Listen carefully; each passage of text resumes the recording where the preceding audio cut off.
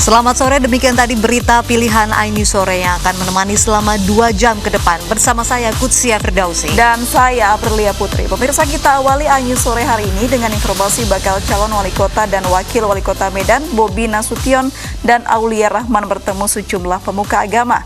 Sementara itu relawan Ahyar Nasution, Salman Al-Farisi menggalang dana kampanye.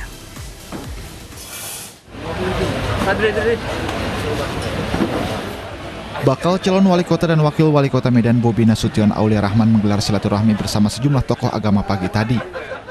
Silaturahmi digelar di kediaman bakal calon wakil wali kota Medan Aulia Rahman di Kompleks Deli Raya, Medan, Sumatera Utara. Dalam kesempatan ini Bobi Nasution meminta restu dari para pemuka agama agar pilkada berjalan lancar, setiap kandidat terhindar dari fitnah maupun kampanye hitam. Kita minta doa restu agar pilkada kali ini berjalan damai. Tidak ada lagi penebaran fitnah. Pokoknya yang kita usung, siapapun yang maju, bicaralah tentang program. Sudah itu aja, tidak ada bicara yang lain.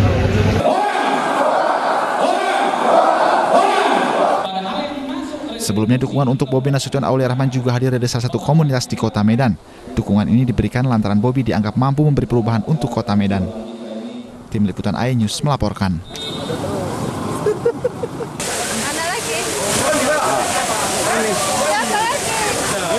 Relawan bakal calon wali kota dan wakil wali kota Medan Ahyar Nasution Salman Al-Farisi menggalang dana sore kemarin. Aksi penggalangan dana ini sedianya untuk pemenangan pasangan Ahyar Nasution Salman Al-Farisi dalam pilkada Desember mendatang. Warga dan pedagang yang berjualan di lapangan Merdeka pun ikut berpartisipasi dalam penggalangan dana ini. Selain untuk kegiatan kampanye, dana yang terkumpul juga akan digunakan untuk kegiatan sosial dan membantu sejumlah kalangan yang kondisi perekonomiannya terdampak pandemi. Selain penggalangan dana, dalam kesempatan ini para relawan juga membagikan masker untuk sejumlah warga kota Medan. Dari Medan, Sumatera Utara, Said Ilham, iNews melaporkan. Pekan pasca insiden penusukan Sheikh Ali Jaber, kondisi kejiwaan pelaku akan diobservasi. Pelaku akan diobservasi di Rumah Sakit Jiwa Provinsi Lampung.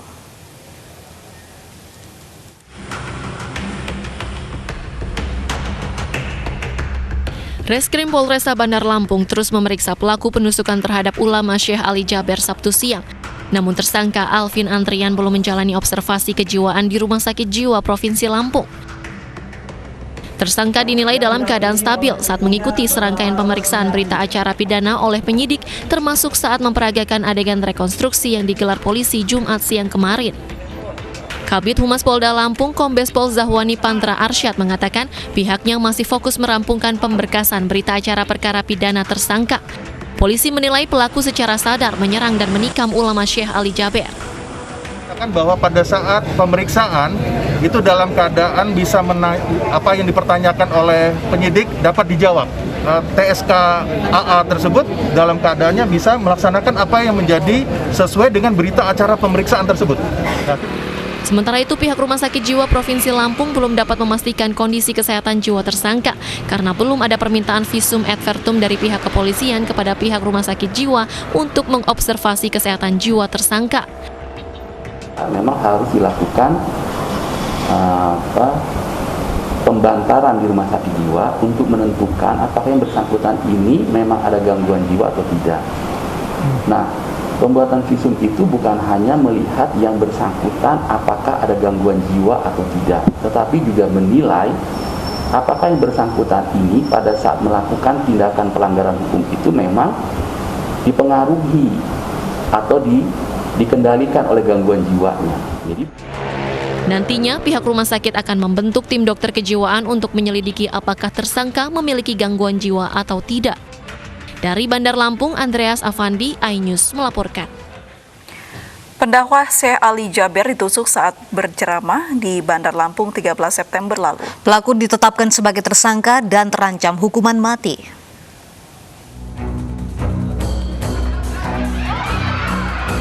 Penceramah Sheikh Ali Jaber ditusuk saat sedang mengisi ceramah di Masjid Falahuddin Bandar Lampung Minggu 13 September lalu.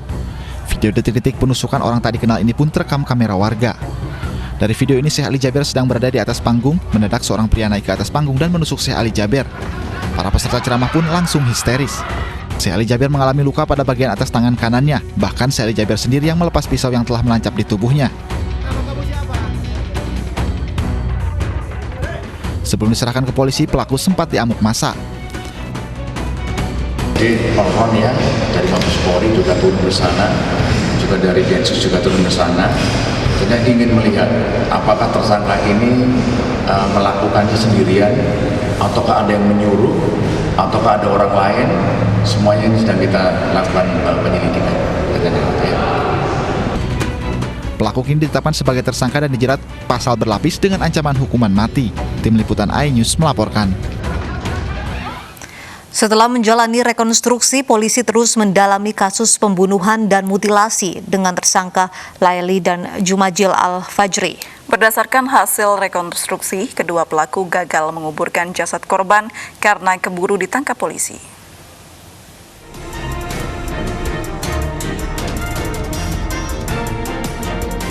Polisi terus mendalami pembunuhan dan mutilasi dengan dua tersangka yakni Laili dan Jumadil Al-Fajri.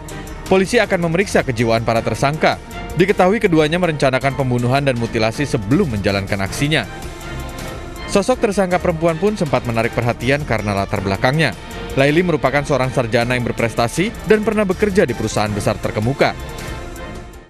Tentang profil dari tersangka, memang ada sisi menarik sih ya, dari sisi tersangka, khususnya tersangka yang wanita.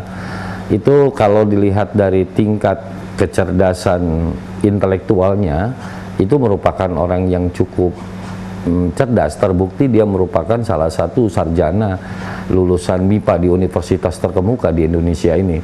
Dan kemudian pekerjaannya pun sebelumnya dia sempat memberikan pelajaran atau jadi guru les atau privat di beberapa orang gitu karena kemampuannya gitu. Dan juga termasuk orang yang berprestasi. Sebelum peristiwa ini dia merupakan salah satu pernah menjadi peserta Olimpiade Kimia di tingkat SMA-nya.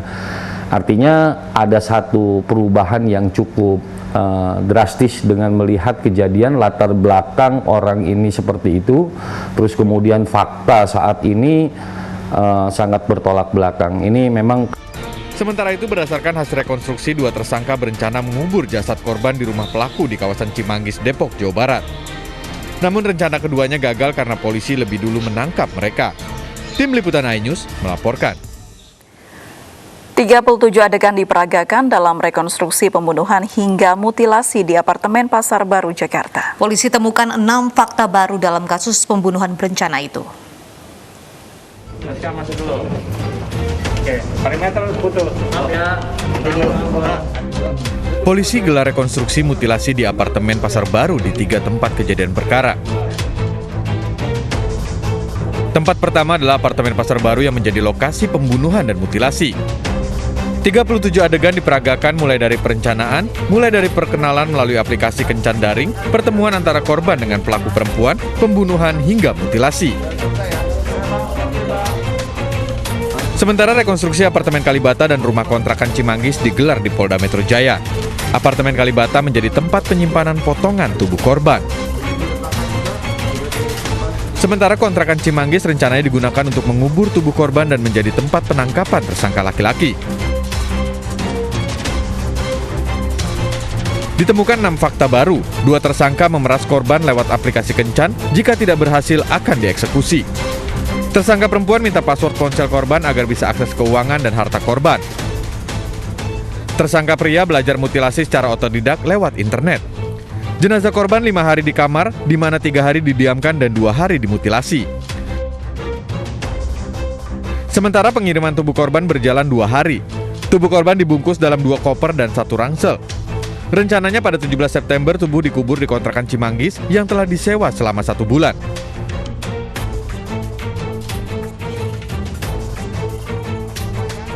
Polisi menyebut pembunuhan telah direncanakan begitu rapi dengan modus ingin menguasai harta korban. Rangkaian ini begitu rapi, dipersiapkan dengan matang dari perencanaan, pelaksanaan sampai dengan pembersihan lokasi dengan cara mencat, kemudian mengganti spraynya, kemudian berbagai macam yang ada. Di sinilah kami sebutkan untuk rangkaian ini secara jelas terang benderang fakta ini dilakukan. Penerapan pasal yang kami terapkan adalah 340, 338 dan 365, ancaman hukuman mati seumur hidup atau paling tidak 20 tahun penjara. Diketahui ternyata korban dan tersangka perempuan telah berkenalan sejak setahun lalu. Dua tersangka pun kali pertama merencanakan aksi pembunuhan. Kini keduanya terancam hukuman 20 tahun penjara atau maksimal hukuman mati. Dari Jakarta, Chandra Irawan, Syahrul Ramadhani, Jemi Yasin, iNews melaporkan. Kasus mutilasi ini baru terkuak 16 September silam setelah penghuni apartemen mencium aroma tidak sedap dari salah satu kamar. Penghuni yang curiga pun melapor kepada pengelola apartemen dan polisi.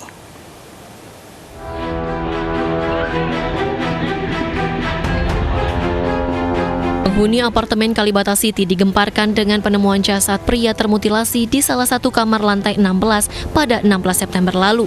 Para penghuni curiga karena tercium aroma tidak sedap dari kamar hingga memanggil pengelola apartemen dan polisi. Hasil pemeriksaan menunjukkan jasad ini berinisial RHW yang dilaporkan menghilang oleh keluarganya sejak 9 September.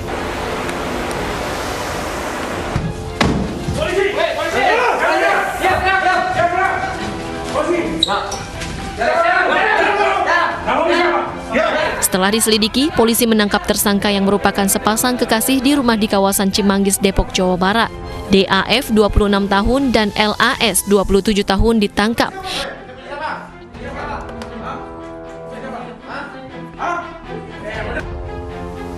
Tersangka LAS mengaku mengenal korban di media sosial dan bertemu di apartemen Pasar Baru di Jakarta pada 7 September. Kedua tersangka membunuh korban karena tergiur harta. Korban dibunuh dan dimutilasi saat berkencan dengan LAS.